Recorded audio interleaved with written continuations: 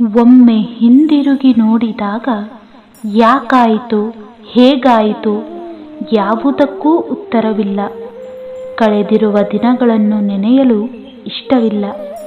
ಕಣ್ಣೀರು ಹಾಗೂ ತಲೆದಿಂಬಿನ ನಡುವೆ ನಡೆದ ಸಂಭಾಷಣೆಗಳು, ಎಷ್ಟೋ ರಾತ್ರಿಗಳು, ಮನಸ್ಸಿನ ಲೋಕದ ಎಷ್ಟೋ ನೋವುಗಳು, ಅರಿತೂ ಅರಿಯದ ಭಾಷೆಗಳು, ನೋವಿನಲ್ಲೂ ನೋವು ಕೊಟ್ಟ ಅದೆಷ್ಟೋ ಒಳ್ಳೆಯವರು, ಅರಿಯದ ಮಾತುಗಳು, ಸಾವಿರ ಕವಲಿನ ಕಾವಲಿಗಳು.